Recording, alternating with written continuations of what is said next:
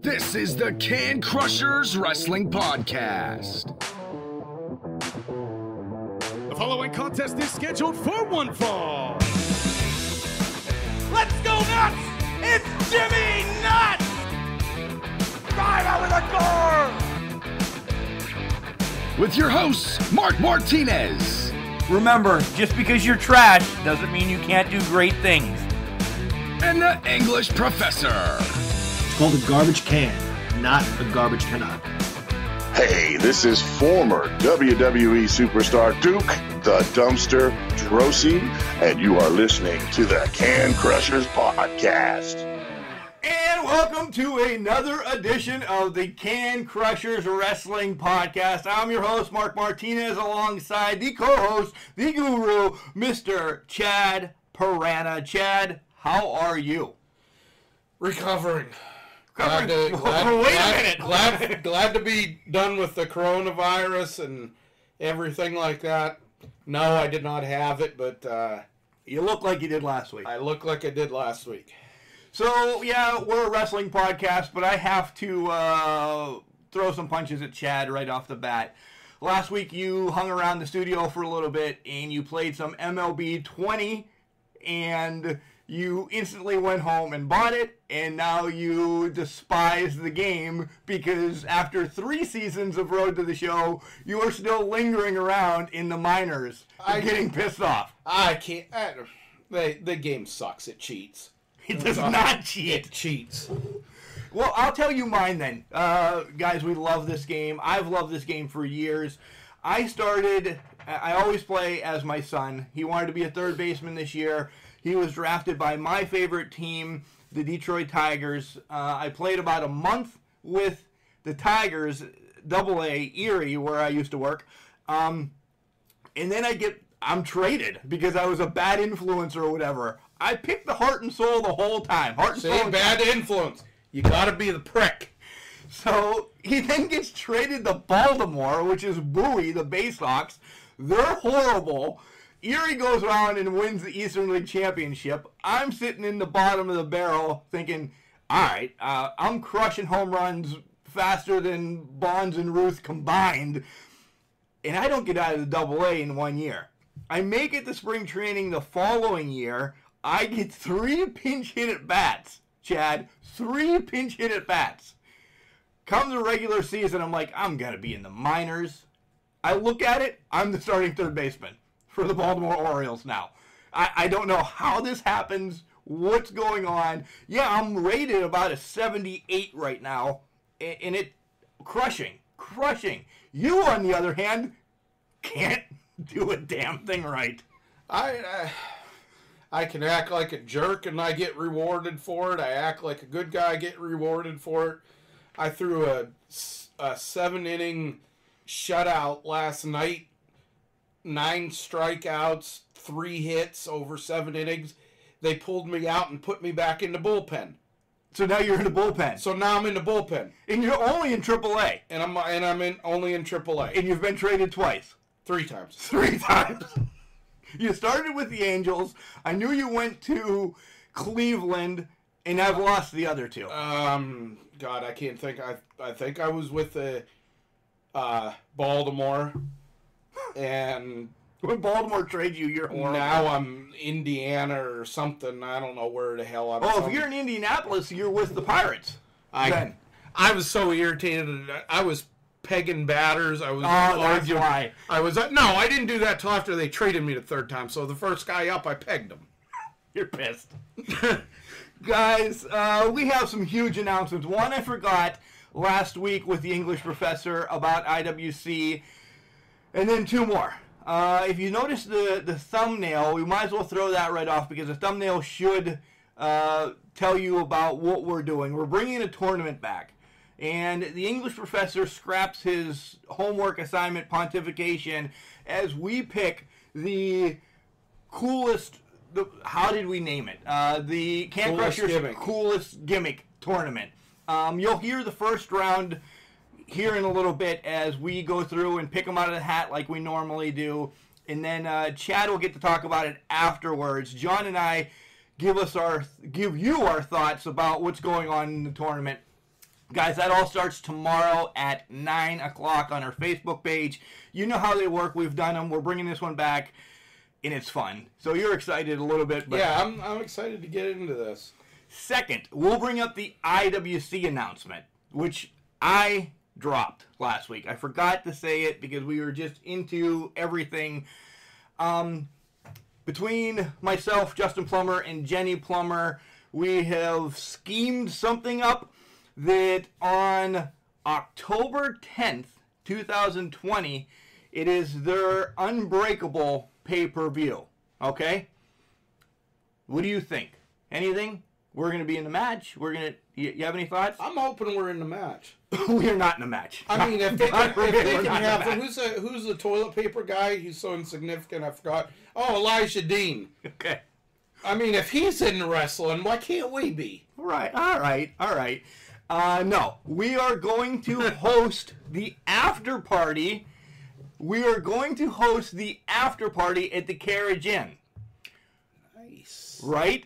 Which then leads me to my next announcement. We're going to be doing a lot more with this channel of social media as well, but we have unleashed a YouTube page now. Do you get the idea of the after party with our YouTube page and working with IWC? So there's going to be some behind the scene things going on. We have months to decide what our shtick is going to be for the after party, but I can pretty much guarantee it that it will be up on our YouTube page streaming live.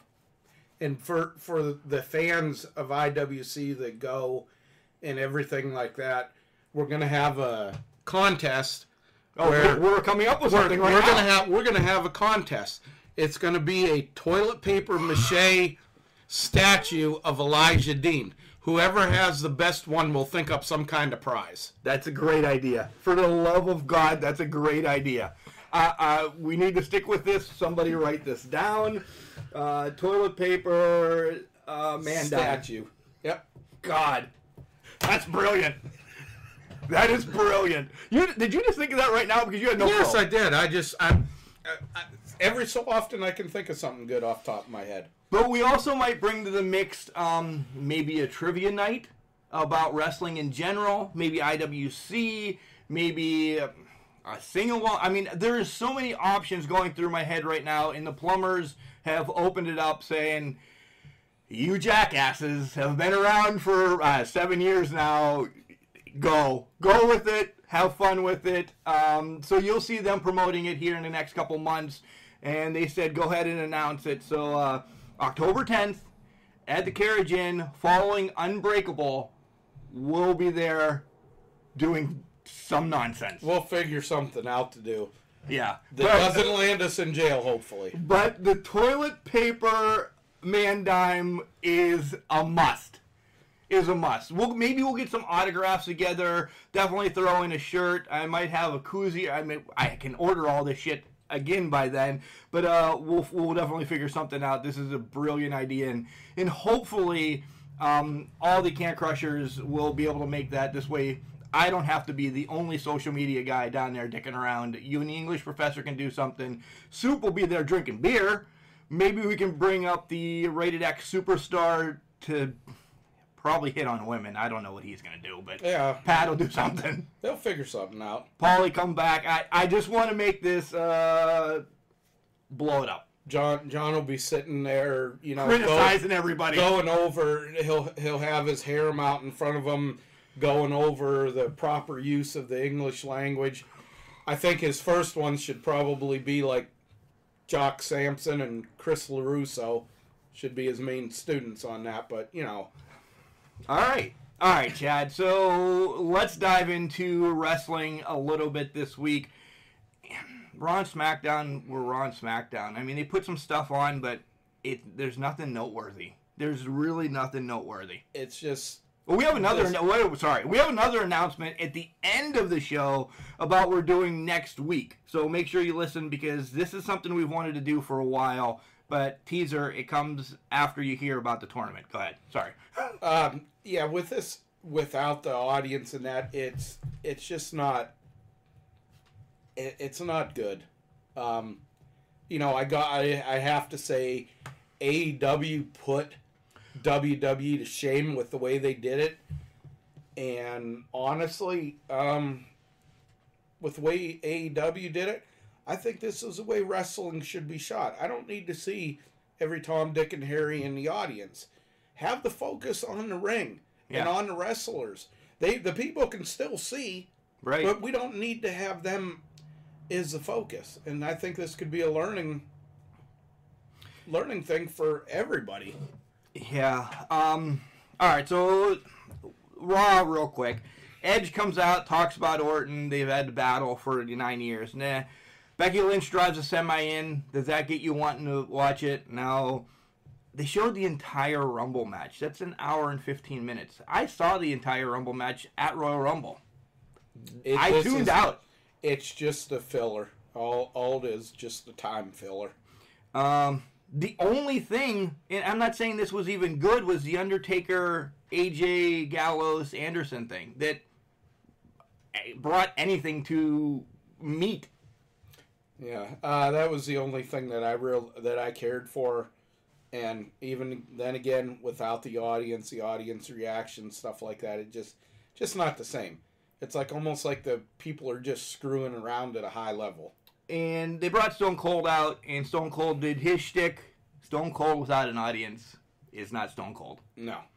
One thing, side note off of this, something that we got to watch out for the WrestleMania is Brock Lesnar may not be allowed back in the country. I did. That was To tape. That was posted Saturday, I think. I put that up. And it's like interesting because they're not going to have him lose to Drew McIntyre not in front of an audience. I think they're going to push that and a couple of the more high-profile matches off until they can get in front of an audience.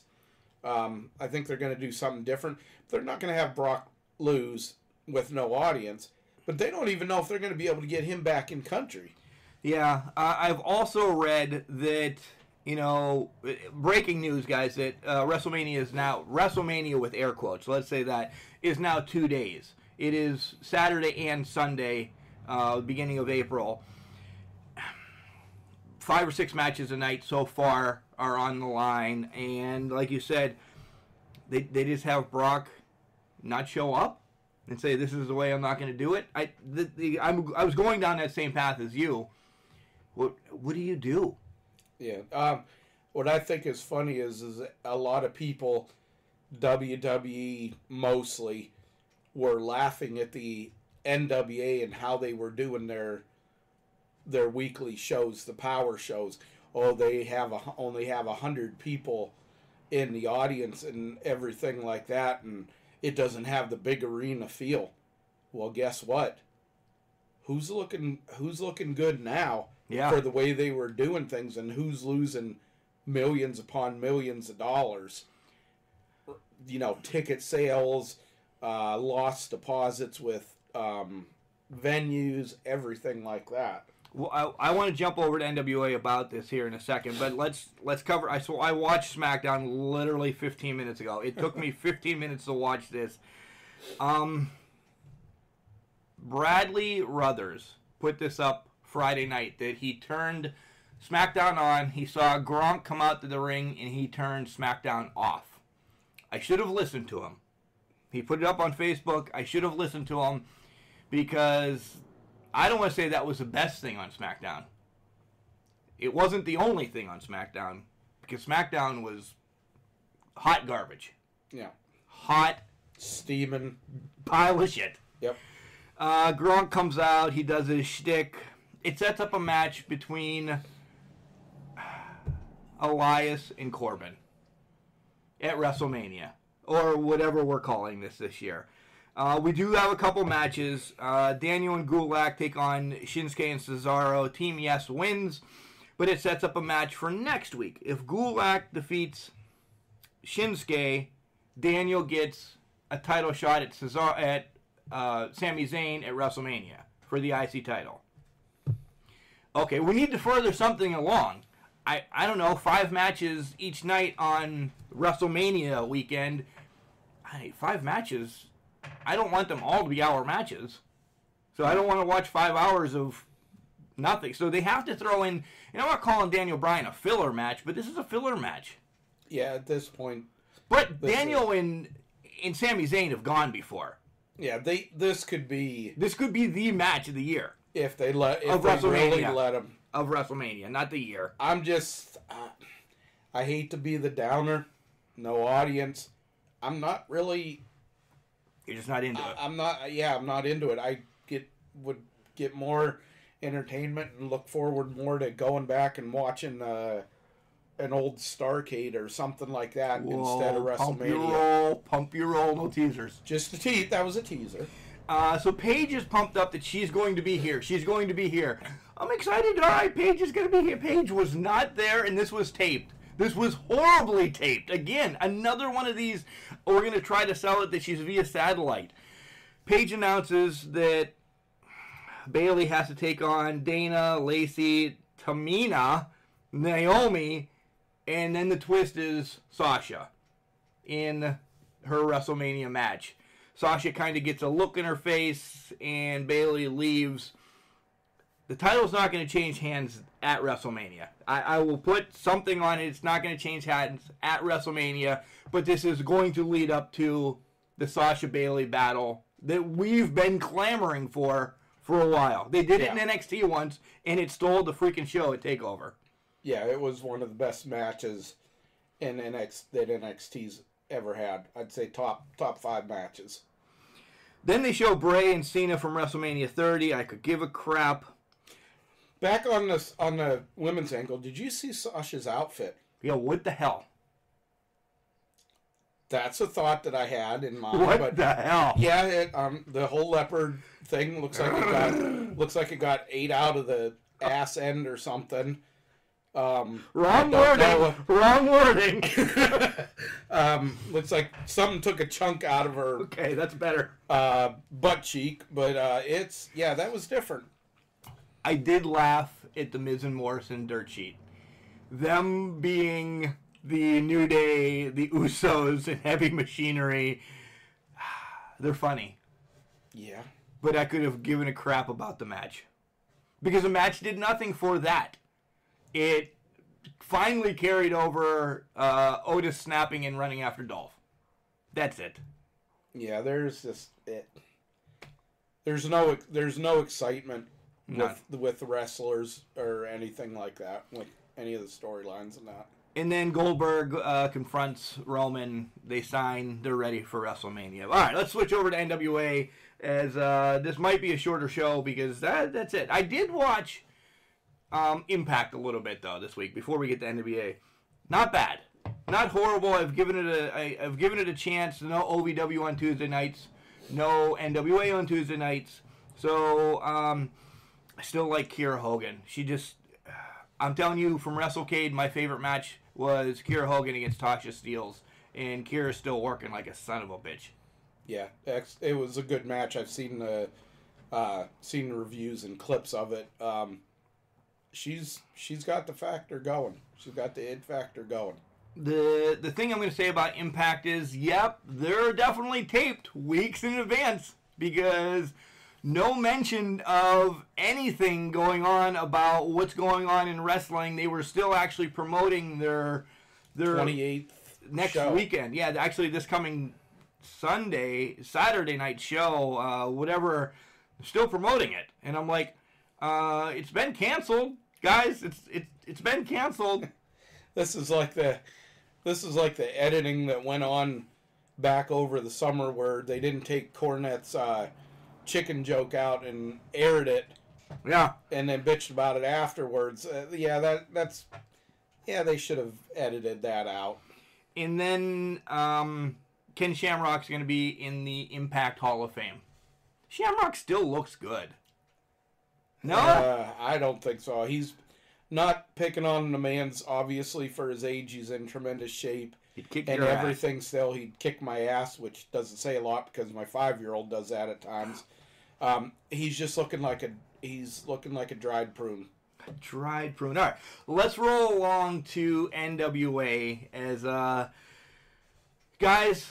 We get to speak with somebody really cool this coming week, an NWA official. I usually don't announce these beforehand, but this one's pretty cool. NWA official Jared Fritz will be coming on Can Crushers, so we get to pick his mind about what's going on. I have a ton of questions about everything NWA, as they're off until June. But I think they did the right thing this week.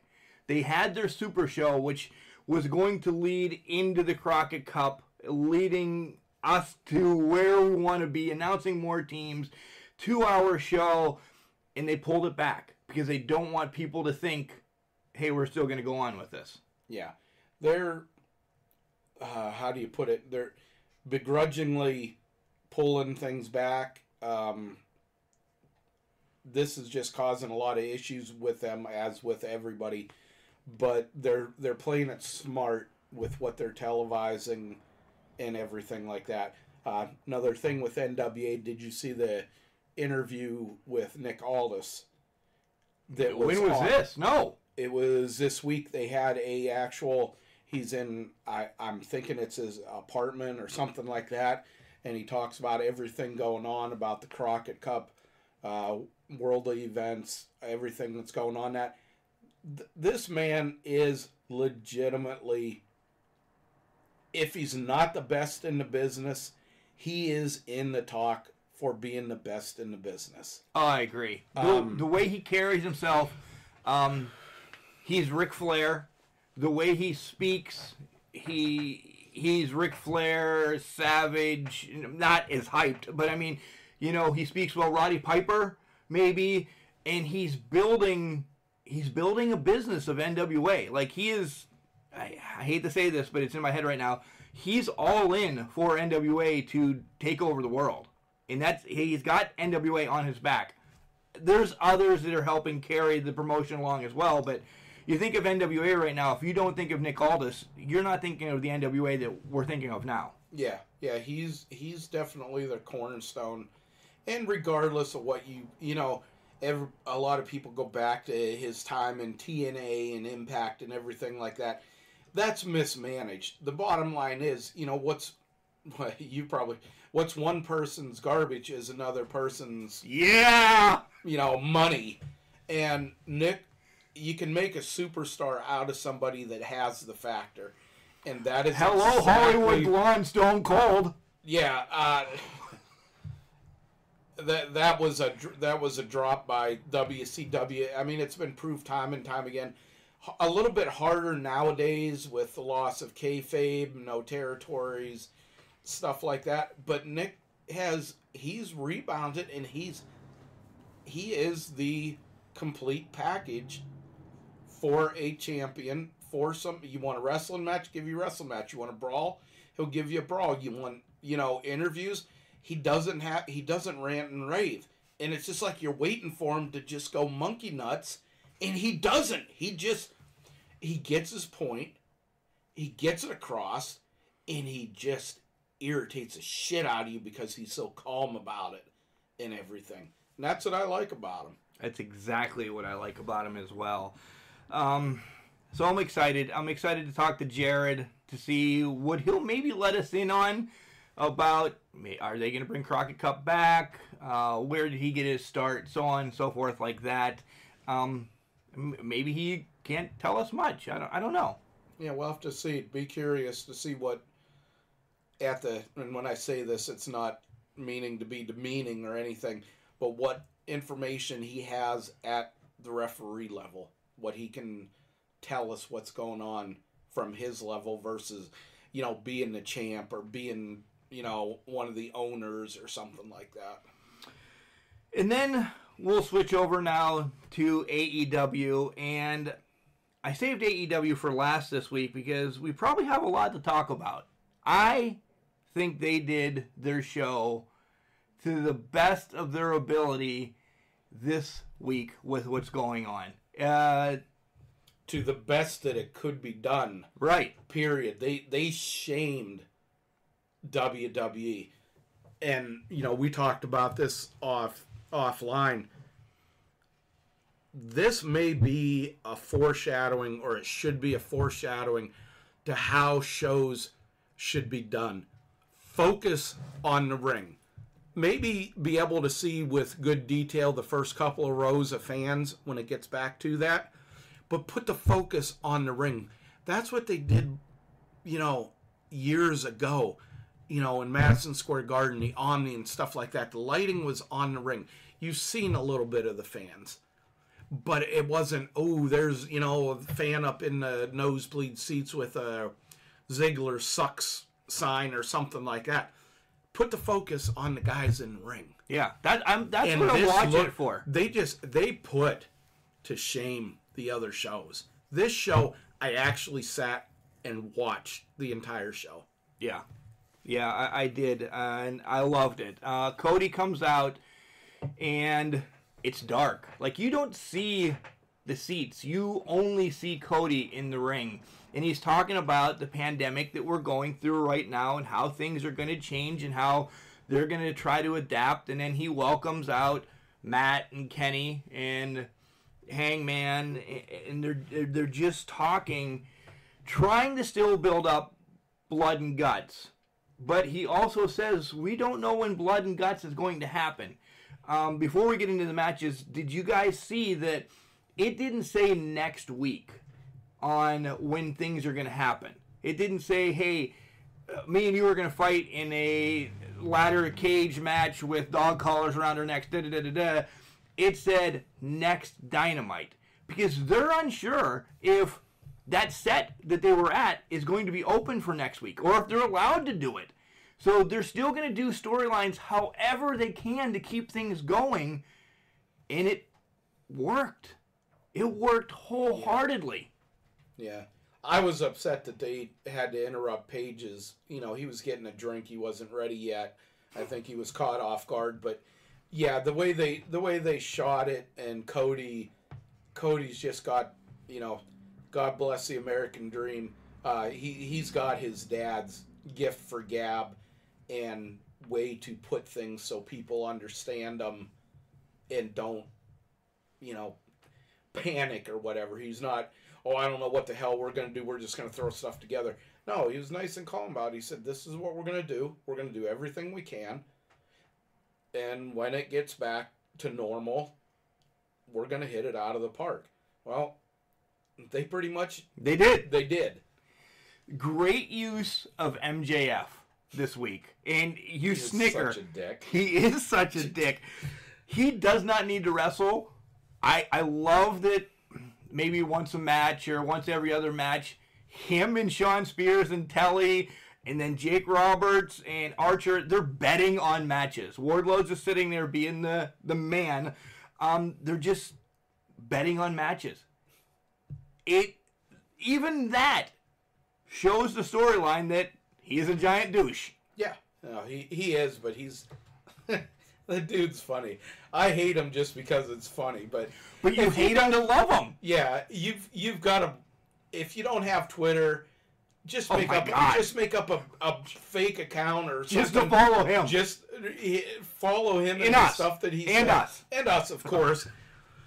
But some of the stuff that he says and everything like that, the dude is classic. And people hate on him because he does it all the time. He is doing it old school. He is. You're not... that's what ruins somebody's... I don't want to say gimmick, but that's what ruins them is, they're such a dick in front of the camera, and then they're, hugging kids and kissing babies. He's flipping on the side. Off. He's flipping kids off. And he's like, screw the kids and, stuff like that. And he's making remarks about everything. Old school heel. Yeah. I don't know if he's trying to spearhead the whole kayfabe, bringing it back. It would be a hell of a sell to do that, but I believe it. I believe he truly is a dick. Yeah, kayfabe is always going to be, it's dead, it's buried, but he's bringing it. It's like it's enough. It's like for him, you're like thinking, this dude's really a dick. Yeah, and you want to see him get his ass kicked. But just when it comes to that point, He's so much better. he pulls something out, like in his match with Cody. He's begging, he's bloody, he's getting his ass kicked. He gets up, stands Cody, it looks like he's crying, and then he lifts his head up and spits in Cody's face. Dick move. Dick move.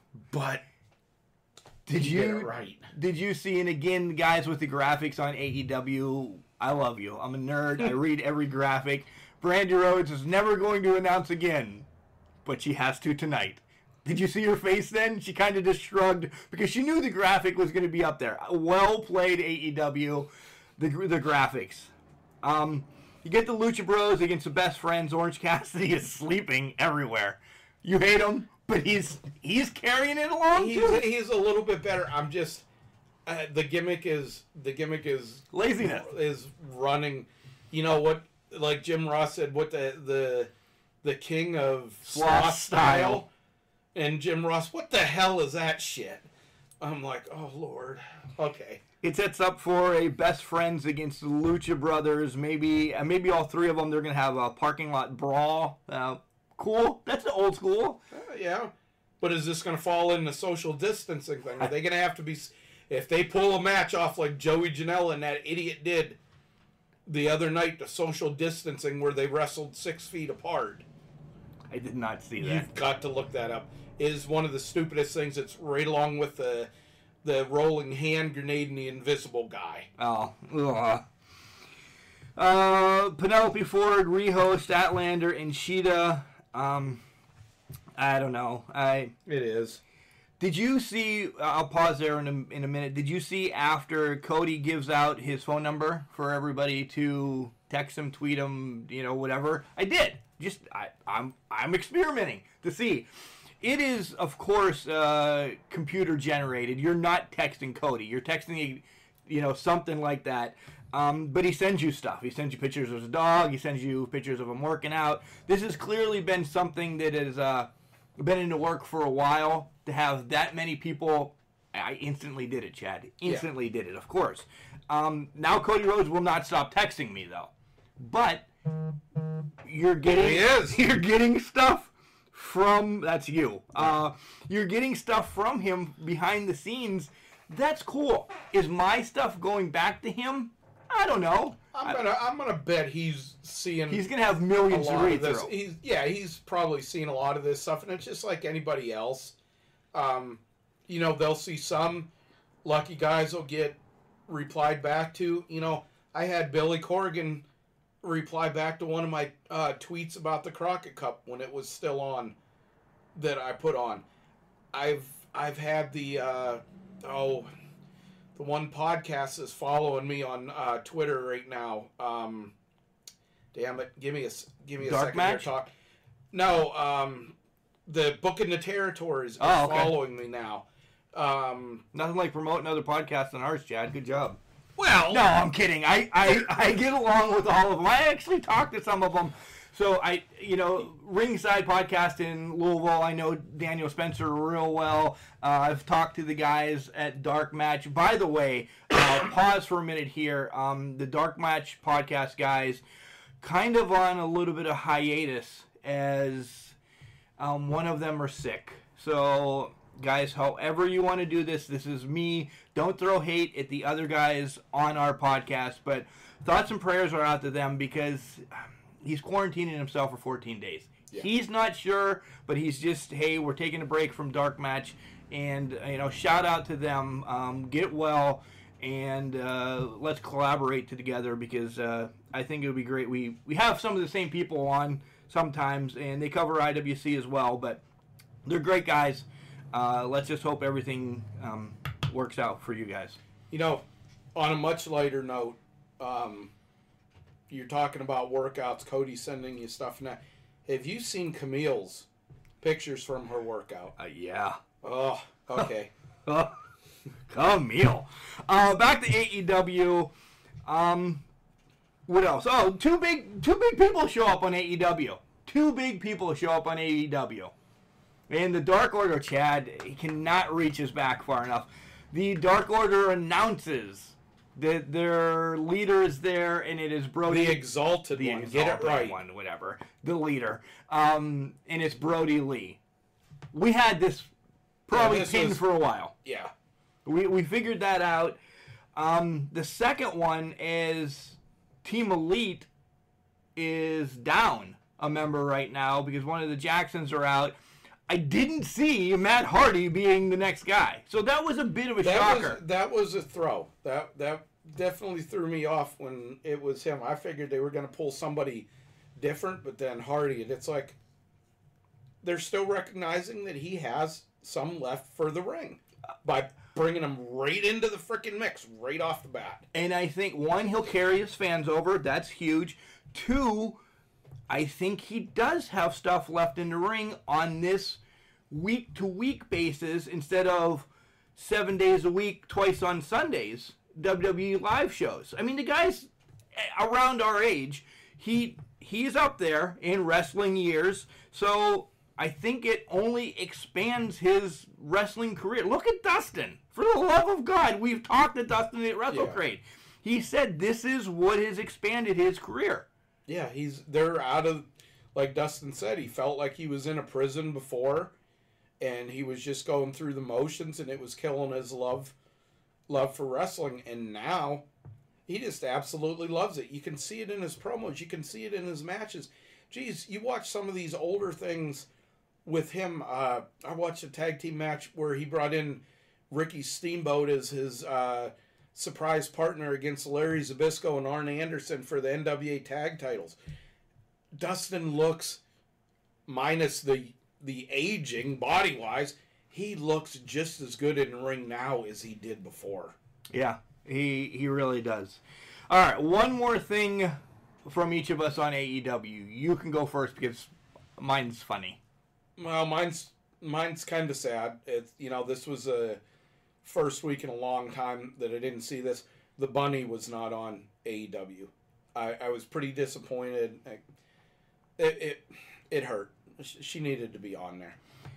I agree. I would agree with you. And funny-wise, I have the man crush on Sammy G. You know that. I love Sammy Guevara. He was the one to spearhead everybody singing Fozzy and Judas and everything. Oh, my God. Oh, my God, did he butcher that. He sounded like me in the kitchen doing dishes.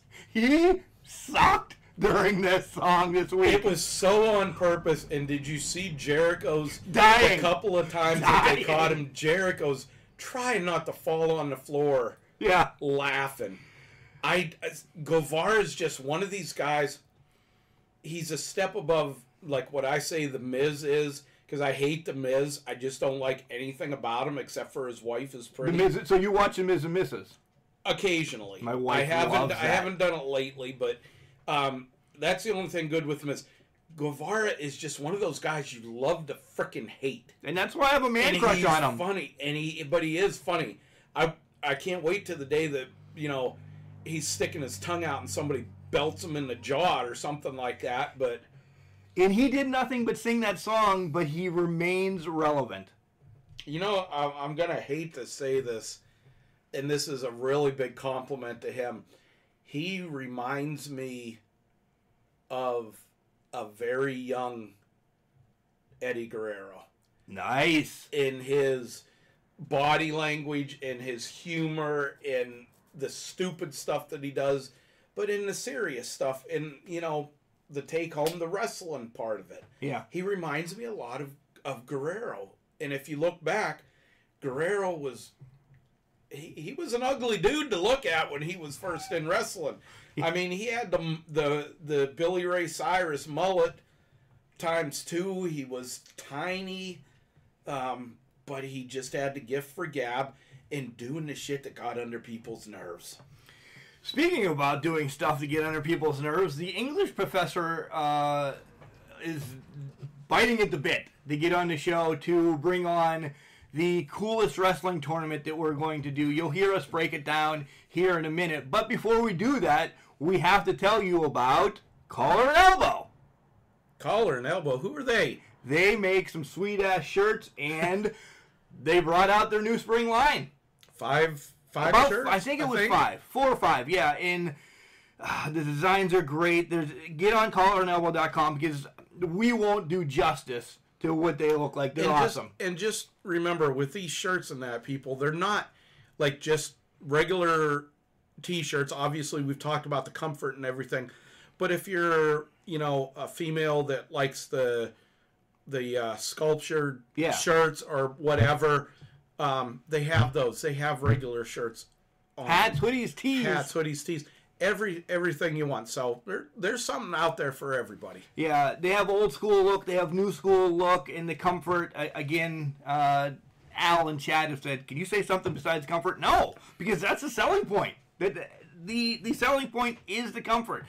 I wear a freaking collar and elbow shirt every day. I have 500 T-shirts. I wear the same 5.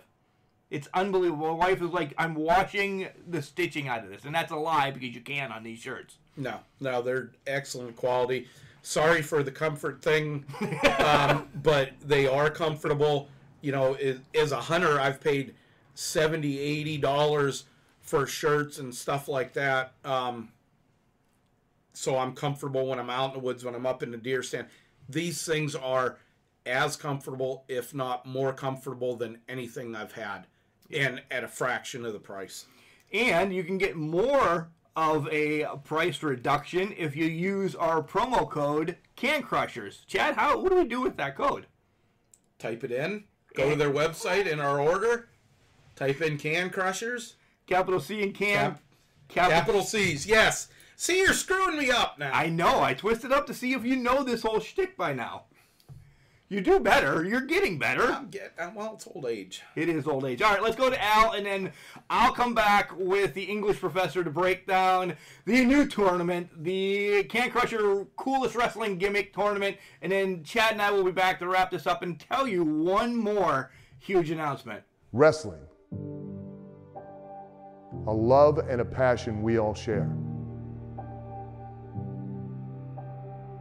I've started a wrestling brand. The wrestling brand. A brand founded on the aspects of wrestling. 2 entities working together to create a product that connect emotionally for people everywhere. Collar and Elbow is the brand. Passion and love for wrestling is the drive. I am Al Snow, and this is Collar and Elbow, the wrestling brand.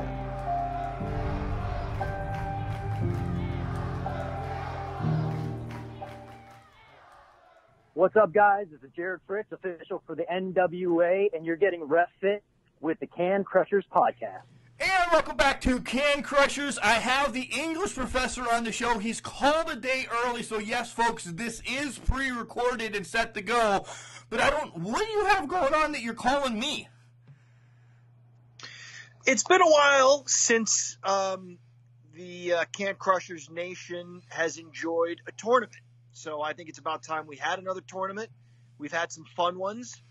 And one in which we had the most fun was the worst gimmick tournament?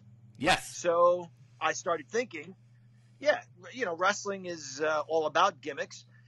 I want to celebrate those wrestlers who took something that could have been a bomb or was at the very least a little quirky and made something pretty damn cool out of it. So this is the coolest gimmick tournament. So the Can Crushers Coolest Gimmick Tournament. That's a perfect name for it. Okay. We'll botch that, or I will botch that 32 times, I'm sure. One for each wrestler. One for each wrestler. All right, so we have the brackets printed out. We have the people in the hat as we normally do. I'll pull them, and you'll mark out over the matches that we're going to have. I can't wait. All right, here we go. Number 1 and number 2. This is the first match. Jake the Snake Roberts. Wow, right off the bat. Jake the Snake Roberts, what a cool gimmick, right, guys? Very cerebral promos. One of the first guys to not scream and holler. Very subdued. Carried a snake in a bag. Variety of snakes. One of them bit the Macho Man. Definitely one of the coolest gimmicks ever. Mark, Whom will he face in round 1, match 1? Our good friend Al Snow. Wow. Al Snow. A guy who brought a mannequin head to the ring that was named Head. That got over like crazy, didn't it, Mark? It's still being over like crazy. He's running OVW with Al. So that ought to be a good match. I'm torn because I know Al's your buddy, but boy, was Jake one of my favorites when I was a kid. Yeah, I agree. And that's why Can Crusher Nation's going to have to decide this. I'm already stoked with the first match. It's your responsibility, Can Crusher Nation.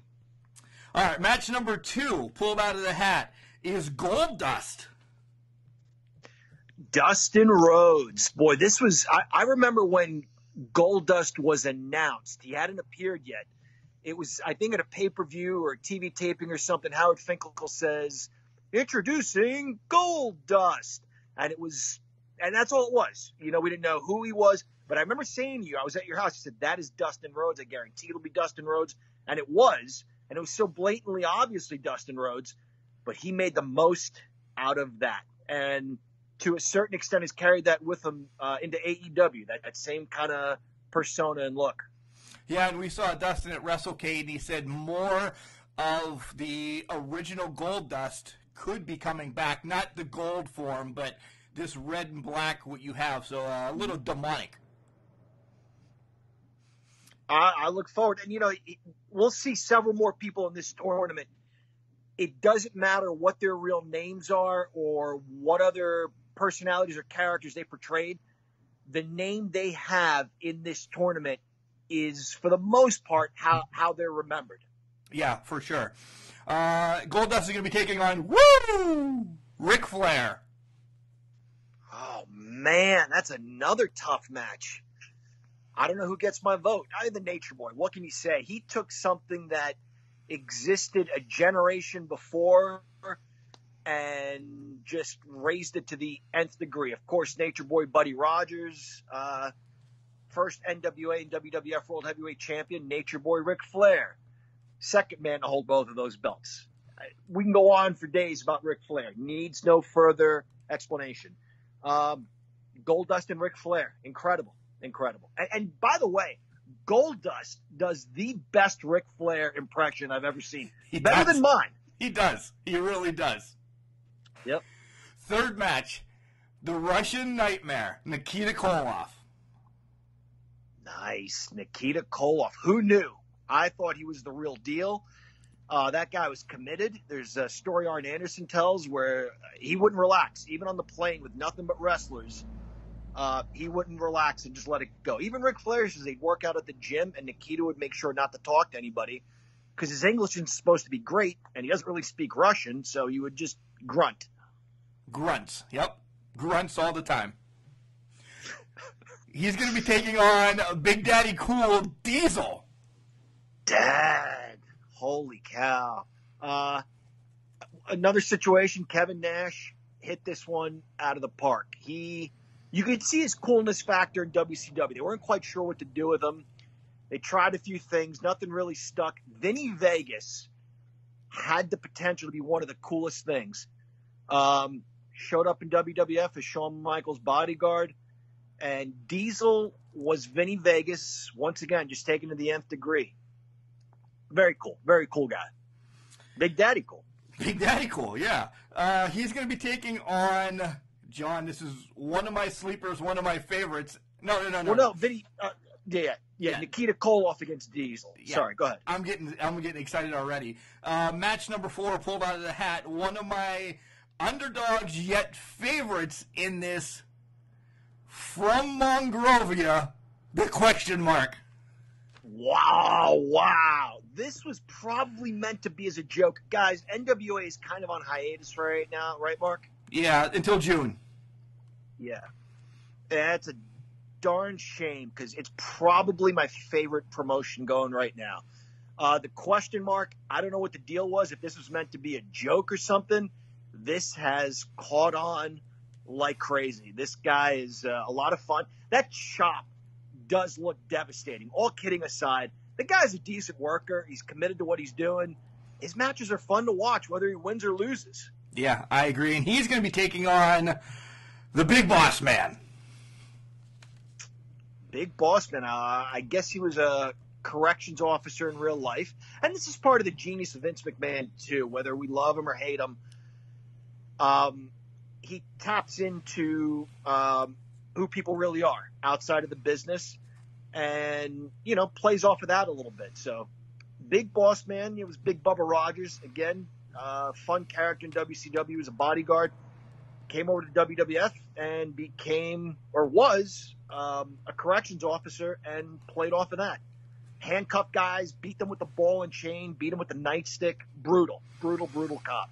If all goes well, John, both on different sides of the bracket, it could be Al Snow against Big Boss Man in another kennel match in the finals. Oh, that's right. Yeah. They got to keep winning their matches, though. They do. In the fifth match, a man that caused nightmares as a child to me, Kamala. Literally caused me nightmares as well. That is not an exaggeration in the least. I used to dream about him kicking open my door and coming after me. True story. I had a dream about him when I was in college, too.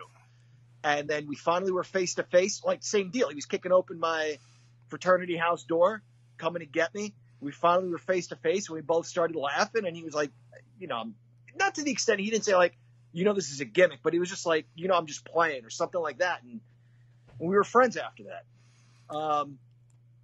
Kamala.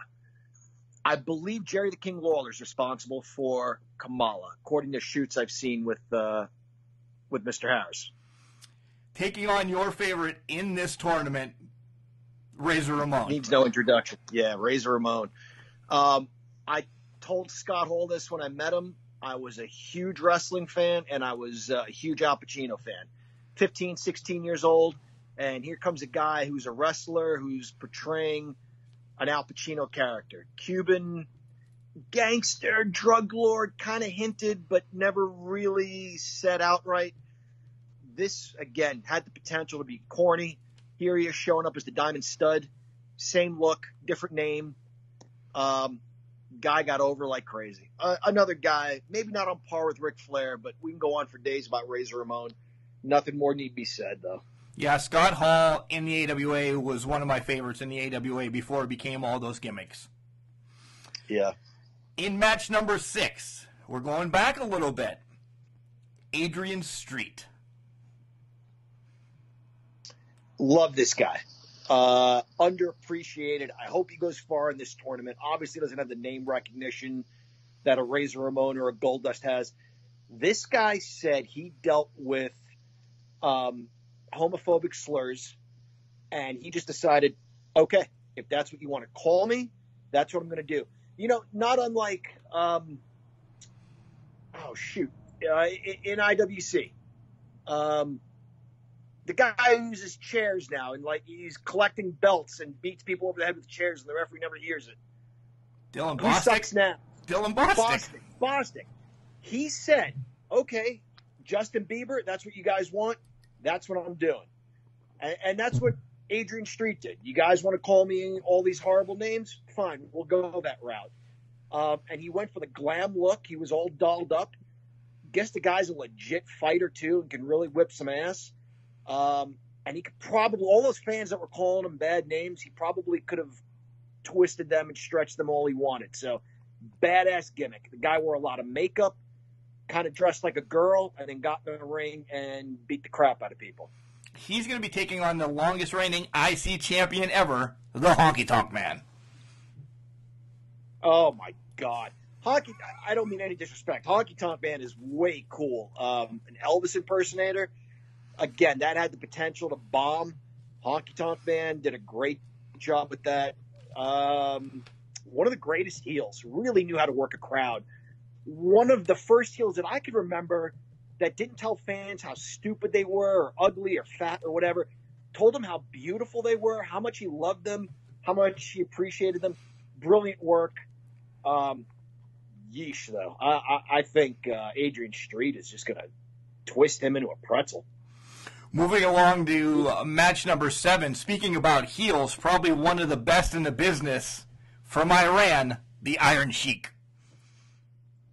Yeah, it's hard to top the Iron Sheik's villainy. You know, Mark, you and I have had this discussion. We saw him as the Sultan's manager in a match no one cared to see. PJ Walker, the Cuban ostrich, whatever the hell his goddamn name was. Aldo Montoya. The Portuguese man of war, Montoya, against the Sultan. And nobody gave a shit. Pardon my language. And Sheik was just like, you shut up and don't say you. And people just went bananas. They lost their shit on him, got the crowd warmed up. Match was a minute and a half, and then we were ready for whatever. Stone Cold, Bret Hart, everybody else. Sheik is amazing. I've seen him live as a kid wrestling, and incredible heel, incredible villain. At WrestleMania 1, you saw him. Yes, and even before that. Taking on another one of your favorites in this tournament, Eli Drake. No! Oh, no! I don't know what to do. Eli Drake is in the NWA, one half of the World Tag Team Champions currently. He has been compared to, and this is not an exaggeration, a combination of The Rock and Stone Cold. And I see it, and I believe it. The guy has got the gift of gab, terrific worker in the ring, gets the crowd excited. I love Eli Drake. Let me talk to you. In match number 8, you can talk as much as you want, but this guy's going to be dancing around HBK. Oh, jeez. Not a fan. Yeah, not a fan. Never was a fan. Guy's incredible. The guy is really incredible. His body of work speaks for itself. I will put him on par with Ric Flair. His mic work, his in-ring work, his opponents run the gamut of a who's who. He really is amazing. I still haven't gotten over Montreal. That's my problem. Taking on the real American Hulk Hogan. Oh, wow. This is a SummerSlam rematch in which Shawn Michaels acted like a total douche and oversold everything just to make Hulk Hogan look stupid. Wow. What can you say about the Hulkster, right? AWA, he was willing to carry that load. He had the opportunity to turn that promotion into the juggernaut that the WWF later was. Vince McMahon was really on to something, though, with the Hulkster. That tandem changed everything because, you know, people say Hulk Hogan's a politician. Aren't they all? You know, Bob Backlund, I'm not dropping it to this guy because he wasn't an amateur wrestler, and Nick Bockwinkel, I'm not saying Nick Bockwinkel's thinking was such, but Vern Gagne certainly was. You have to have the belt on a wrestler. You kind of don't. You kind of need to have it on someone that fans will pay money to see, and the Hulkster was that guy. They better strengthen the ring up for match number 9, as it is the one-man gang. Wow, one-man gang. Akeem was one of the dumbest things ever, and to this day, I am still annoyed that it was the Big Boss Man and Akeem as a tag team, because how much sense would it have made to have the Big Boss Man and the one-man gang? Not to get off subject here, but you have a crooked police officer and a gangbanger. It's perfect. It is. But anyway, yeah, one-man gang was it's a cool name, 450 pounds, had a mohawk, tattoos, wore a gangland-style jacket with a skull, looked like he came out of a 70s or 80s post-apocalyptic gang movie. Very cool gimmick. Yeah, you guys wore the same jean jacket. Nothing. Yeah. Nothing. Yeah. Mine had sleeves, though. Taking on a much bigger man in Yokozuna. Holy cow. Yokozuna, actually from Samoa, initially billed as being Japanese, carried the Japanese flag. They really played up the sumo gimmick. From the way he started a match kind of hunched over, to his finisher being a sumo splash, to the ladies giving him flowers at the beginning, throwing salt, the whole thing. Really played up the whole sumo thing. And I guess this was sort of legit because he was a sumo wrestler, I guess, at one point. first cousin, I believe, to Roman Reigns and that whole group of guys. In match number 10, the superstar, Billy Graham. This guy was so far ahead of his time. The next time you see Hulk Hogan tear his T-shirt off, you'll know where he got it. The next time you watch a Jesse Ventura match where he takes off 6 pairs of earrings and a feather boa, you'll know where he got all that. This guy was ahead of his time. I came across a picture of him recently, just reading about him. Freakish, like beyond Big Papa Pump freakish. The hills on his muscles had hills on the muscles. It wasn't all clean. Obviously, the guy is suffering now because of it. But the Ryman, the guy was everything. Combination of Muhammad Ali and Buddy Rogers and Gorgeous George, but he made it his own thing. And he'll take on Sting. Holy cow! Wow. Surfer dude Sting, right? That's the one that I like, so I think that's the one we're going to stick with. I agree. This guy, I was a fan of his when I was a kid. So were a lot of other kids. This guy sold merchandise for NWA and WCW. Very cool look, face painted, huge charisma, maybe a little limited moveset, but could work a match, with the right opponent. I'll watch any of his matches with Ric Flair from 1988 or, maybe even 1998. His matches with Luger, his matches with Muta. Very charismatic guy. Big fan of Sting. I don't know who gets my vote, but I'm a big fan of Sting. Yeah, and your vote will change 6 times. We can say who you're going to vote for right now, but the day of, when I look at it and you just change, like if we would run it down after this off air and we're like, okay, this, and this, you're going to twist it later on because it all depends on how you feel that day all the time. When the moment of truth arrives, none of us know what we'll do. Wow, look at you. Profound. I know. In match number 11, one of the hottest things going into WWE today till he was buried, Bray Wyatt. Bray Wyatt in an era with limited true gimmicks where everybody's too cool for school. This guy took something that's really old school, a little Jake Roberts, a little Undertaker, a little Mankind. And he has made it really, really cool. His promos are very cerebral. And the work he does reminds me of Mankind, where he enjoys the punishment, then kind of snaps out and gives it back. It's got the potential, like a lot of these guys, to be really hokey, but in the hands of this genius, it's brilliant. And he's going to be taking on Jesse the Body Ventura. We talked about Jesse just a little bit when we mentioned superstar Billy Graham and Hulk Hogan. Jesse Ventura, cool dude, feather boa, earrings. I'm not going to lie, I'm kind of at a loss here because Bray Wyatt is hard to follow. I don't see Jesse getting out of round 1. In match number 12, we have Ravishing Rick Rude. He used to kiss all the ladies. His finishing move was the Rude Awakening. His kiss was called the Rude Awakening. Legitimate tough guy. Not a whole lot behind the gimmick. Just a robe, a porno stash and hairdo. But he played it to the nth degree. Interesting situation. He didn't want to be with Bobby Heenan. And you know what a huge Bobby Heenan fan I am. Bobby Heenan was better served with guys, all the other guys, Harley Race, Big John Studd, King Kong Bundy, who didn't really talk for themselves. Rude didn't need anybody. No, he didn't. He actually became the spokesman. He did his own life. Yeah. He became the spokesman later on for the NWO or so on, so many other people. So, yeah.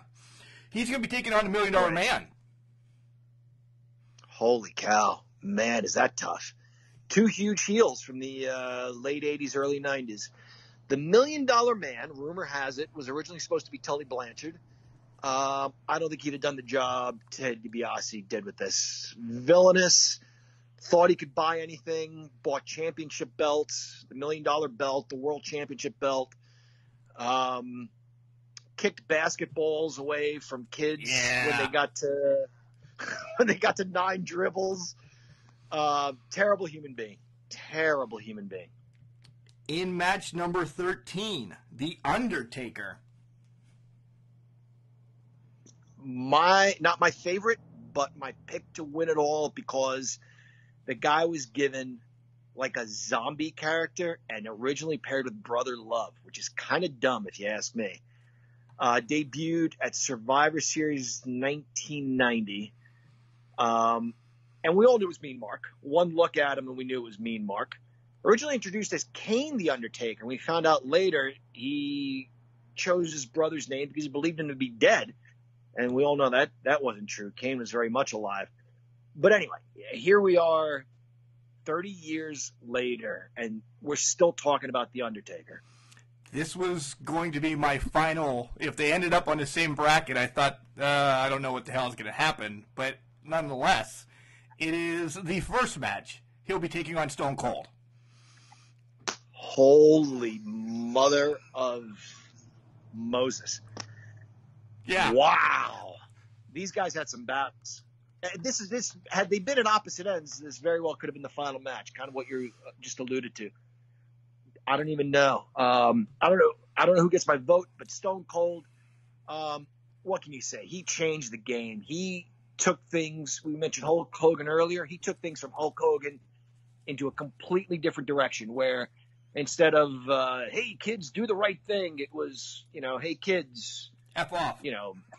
F off, punch your boss in the nuts, and sprayed beer in the ring, and routinely beat the crap out of his boss. This is going to be tough, man.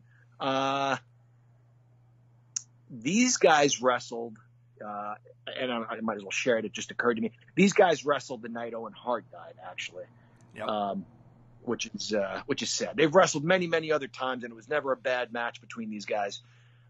That's going to be tough. That will probably be the most voted match and the hardest match to pick a winner. Yeah, and I'll allude to something from many episodes ago. I don't have anybody to break the tie because my mom was always there. Hey, pick somebody, right? Yeah. She was always a tiebreaker. Yeah. Yep. So we'll have to use. Maybe your mom can get on Facebook and break the tie for us. Yeah, maybe. Her or Aunt Josephine, right? Aunt Josephine, yeah. You know what? Aunt Josephine has. When it came down to the Shield against the NWO, the Shield narrowly won.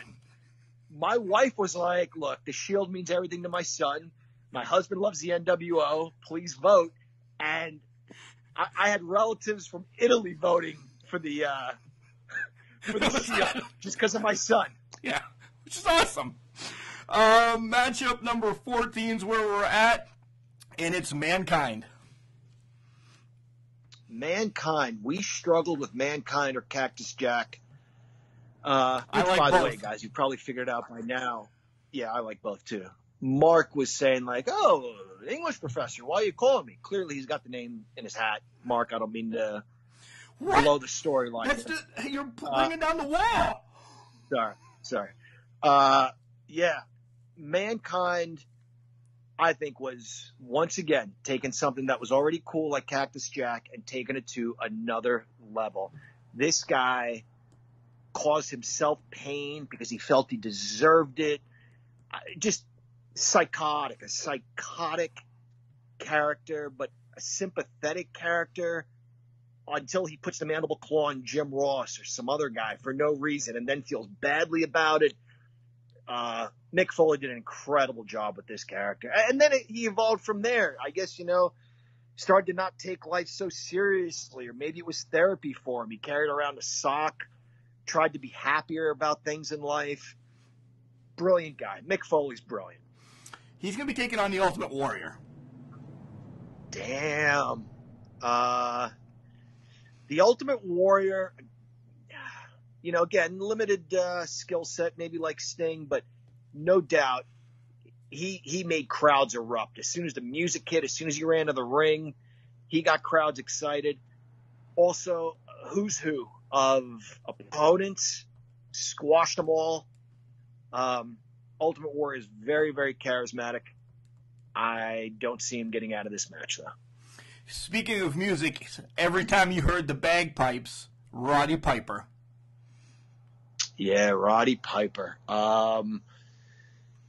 He had an idea to have his pipe band accompany him to the ring in his very first match against Larry the Axe Hennig.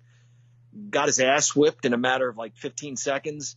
The story goes that the ring announcer forgot his last name or didn't have it written down, saw the pipe band and just went with Roddy the Piper. And then he just dropped the and became Roddy Piper. But forever the foil to Hulk Hogan's hero in the 80s. Movie star, Roddy Piper was amazing, man.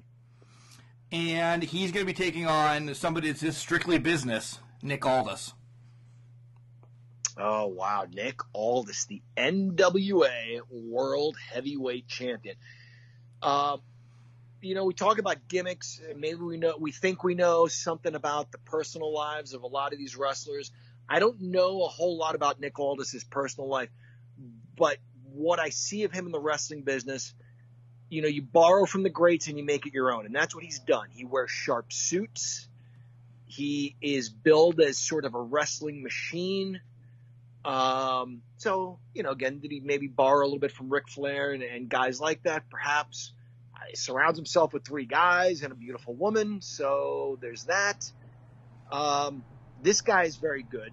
This guy's in the ring, on the mic, and he's currently the NWA World Heavyweight Champion. Again, guys, now's an opportunity to really catch up on NWA wrestling until they get up and going again. I think you'll enjoy it. If you're as much of a fan of the old school as we are, it's in that style, updated just a little bit. And final match, it will be the Macho Man. 2-time Can Crushers champion. Nothing else to say. And we could go on and on about the Macho Man. What else can you say about the Macho Man? Taking on Mr. Perfect. Damn. Holy cow. Curt Hennig shows up in the WWF. He's just Curt Hennig for a while. You can find some episodes of Primetime Wrestling, right? Remember, he was just Curt Hennig. Villain, didn't know much about him. They're trying to find a name for him, and the story goes, Vince McMahon asks him, what do you do well? And he said, I'm good at everything. And he kind of was sort of a hybrid athlete. You know, there's this idea that he could have done anything he wanted in athletics. So became Mr. Perfect. Cocky, arrogant heel. Go ahead, sorry. No. All right, so the matchups are made. We have Stone Cold against The Undertaker right off the bat. That's my final, so throw that out the window. The matchups are unbelievable, which can happen once you're looking at this bracket. I know with everything, who you have to pick somebody right now. Who are you really pulling for? All right, so who am I pulling for? Razor Ramon. He's probably my favorite in the tournament. Who do I think will win? I will narrow it down to whoever comes out of that first match, Stone Cold and The Undertaker. I say Undertaker comes out of that match. Boy.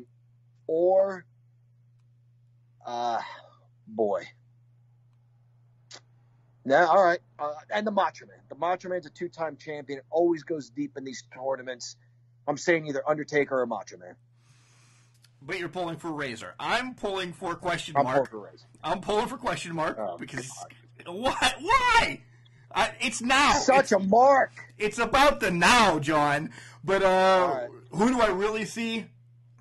I'm looking at the bracket, and I can't but not think Stone Cold's got a leg up on everybody. I know against The Undertaker it's going to be tough, but we're Can Crushers. We drink beer. That's what our people like. He drinks beer. He just came back for 316.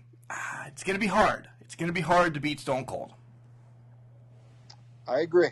Yeah, I think whoever comes out of that first match goes all the way to the finals. What a tournament. This is going to be fun. This is going to be fun. The matchups are crazy, and I know there's not a lot going on, but I'll give you a couple seconds if you want to spurt some of your wisdom out. Sure, thanks. I appreciate it. You know, watching, you guys are going to call me a liar saying I promised I wasn't going to watch. Peeking in on some of WWE's programming, I like some of what they're doing with all things considered, this virus that's out there. Mark, you said it kind of hit you in the feels when Triple H talked to all of us. And that's true. And in front of an empty arena, before an empty arena, what can you expect them to do? So they haven't done a whole lot. They're giving us pay-per-view matches for free. And that's about all I expected. But once again, here comes AEW. Gutsy television. Forwarding storylines. You need that crowd when you show us a new wrestler that just jumped ship. They're doing it in front of an empty crowd. That's gutsy. They're putting their wrestlers out there. They've got MJF making bets with Jim Ross or Tony Schiavone, asking him if he wants to get in on this match. It's so much fun. They haven't stopped. They haven't stopped. Even when you think they would or they should, they haven't. They have found a way to make it work. Quick story. Dustin gave that speech at the beginning. And just to show you how much my daughter cares about wrestling, which is hardly anything now. There was that brief moment she came with us, was a Joy in IWC. She became good friends with the fraternity and with Britt Baker. She was an old girl. She's kind of over it now, right? She's a teenager. And I told you this is horribly offensive. I was going down the list of potential vice presidential candidates. And I'm reading them off. My wife is sitting next to me. I'm reading them off. And then I said, the Ugandan headhunter, Kamala Harris. Mark, this is going to get you hate mail on this show. And my daughter, she's like, wait a minute. My daughter's like, wait a minute, what? And I said, nothing. She goes, that's not a very appropriate name for a vice presidential candidate. And I said, AJ, that's not her name. Her name is Kamala, but there was a wrestler named Kamala, and he was a Ugandan headhunter, and he painted his face and carried a spear. And she goes, oh, my God, that's terrible. It is terrible. That's why he's in the tournament. That's why he's in the tournament. I'm getting off subject here. But to show you, she cares nothing or knows nothing really about wrestling anymore. She looked up from her book and said, wow, this is a really amazing speech. And that's the thing, is like, WWE appealed to the wrestling fan. Dustin Rhodes appealed to anybody who was within earshot. I'm sorry, Cody appealed to anybody who was within earshot. That was a powerful intro. He brought out the other guys. What's his name? Matt Hardy. No, well, he was there for the speech in the beginning. Omega. Good worker. At this point, the guy needs to never have a microphone in his hand. Sorry. He sounds like the Rated X Can Crusher. He does. I talked to him this morning, by the way. Anyway. All right, we're getting off subject. John, I'm excited that this is going to start Monday, 9 o'clock in the morning. Every day after 9 o'clock in the morning you'll get a whole day to vote. You know, it'll end at 8:59 on Tuesday, 9 o'clock. Another one will start, and we'll just run through this gamut of who you guys feel, out of these 32 people, who the coolest wrestling gimmick is. This is great. That's right. And when fans ask, do we vote on who we think would win the match, who would win a real-life fight, who the coolest gimmick was, who our favorite wrestler is, the answer is always yes. And guys, we'll say this again, just pick the pitcher. You can comment as well, but your vote does not count unless you pick the pitcher. That's it. I'm a minor. I can't figure it out. So the percentage is given to me who wins. Just tap the picture of whom you want to win. That's all you have to do. All right, John, once again, this is a great setup for another great tournament, and I can't wait to rock and roll Monday. I'll talk to you soon. All right. Hey, everybody, this is the Imagine Wrestling champion, Spencer Slade, and you're listening to the Can Crushers podcast, the best professional wrestling podcast out there. And I've got 3 words for ya.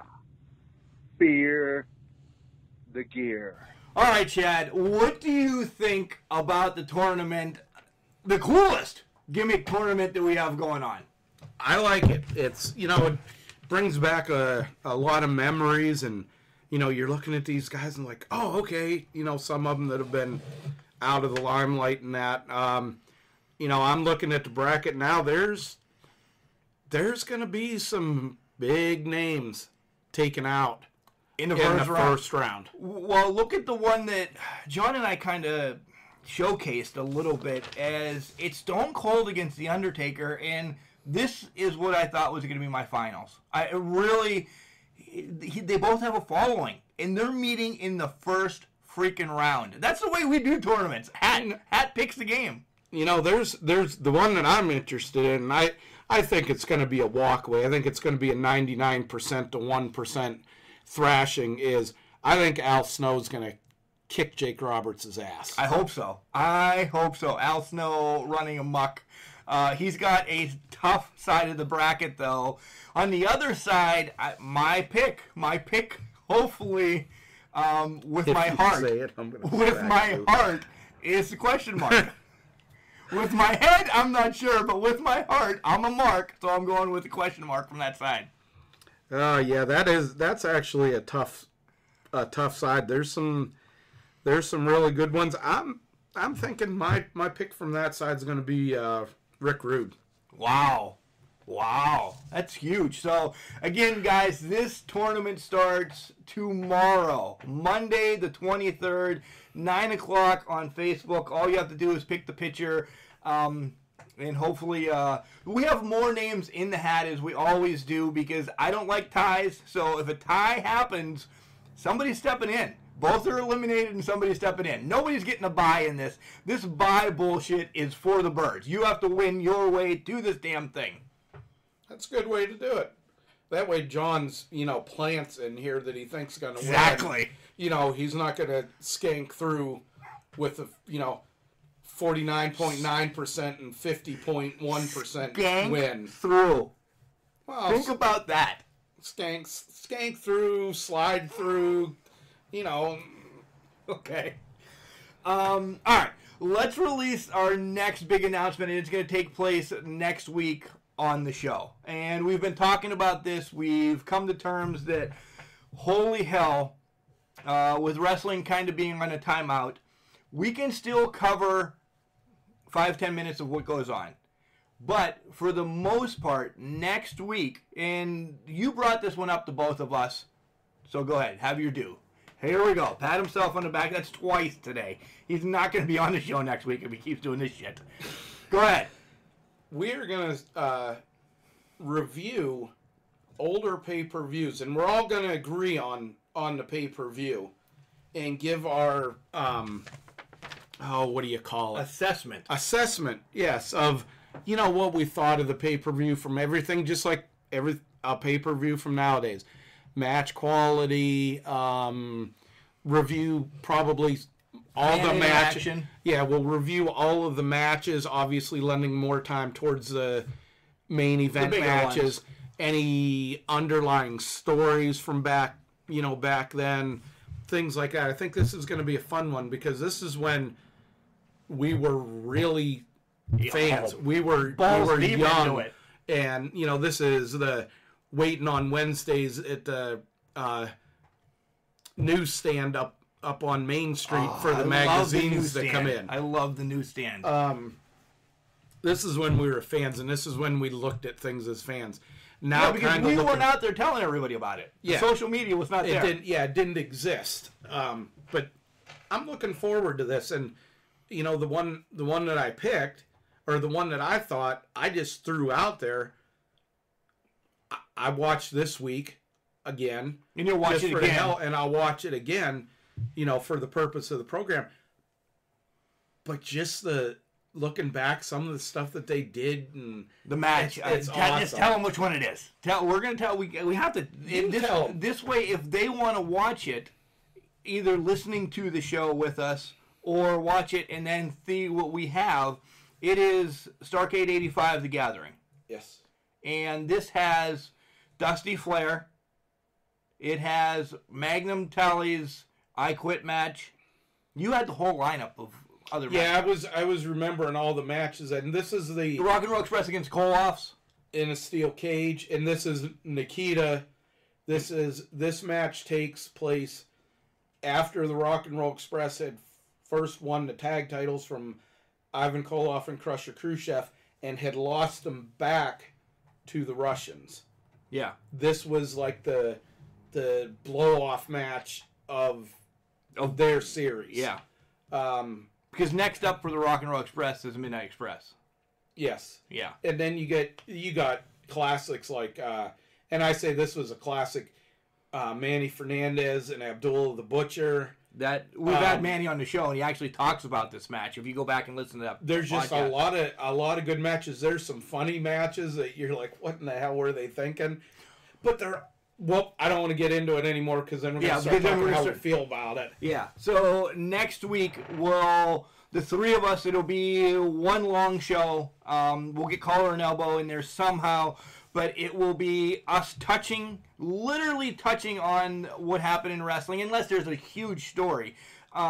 Touching on what goes on, and then the meat of our podcast next will be about Starrcade 85: The Gathering. Yeah? Yeah. All right. Yeah, sounds good. All right. Other than that, that's about... You're going to go home and play baseball again. Wrap this all back up. You're going to go home and play baseball. Mine's been on pause now for a while. Yep. Just a couple of things that... loose end things. This may be a positive here. Definitely a positive. New Japan Pro Wrestling is starting to have events with fans again. So that's good news, especially considering that I know the virus originated in China and that, but I know New Japan was affected quite a bit. They're starting to let have events with fans again. And on a sad note, on a seriously sad note on this one, yesterday we lost country legend Kenny Rogers. We did. This was a guy that I grew up listening to. At first, I didn't appreciate, the music. It was something that my mom listened to, and I know your mom did too. This was truly a music legend, a music icon. He was doing shows up until last year. Still sounded good.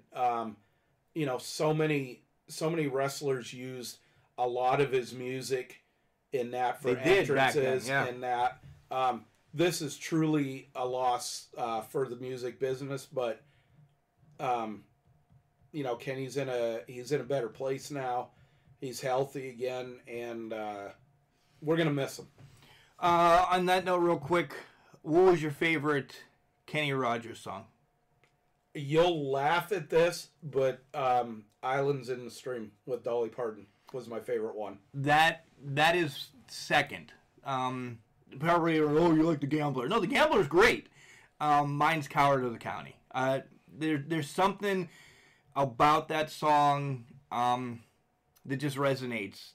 Me physically, that, I don't get into fights, I don't do that, but when it comes down to it, if I have to protect my family or something, I would say another one. I'll say my second is She Believes in Me. Oh, nice. And that just reminds you, when you find a good woman, and it could even flip it, a good significant other, and they support you through whatever you do.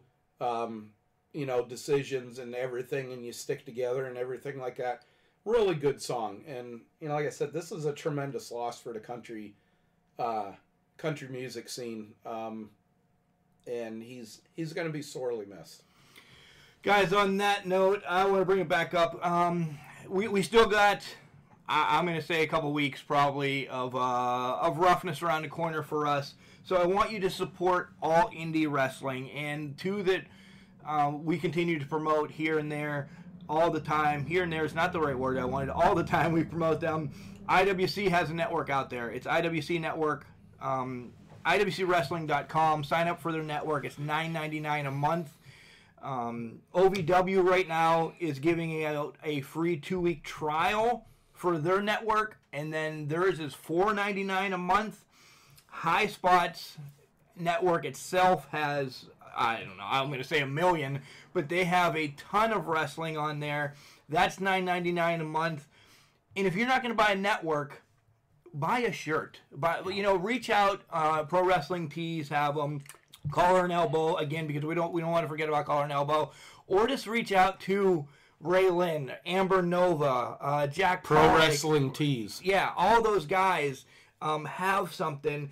Anybody in your area, I name them because we're talking all the time.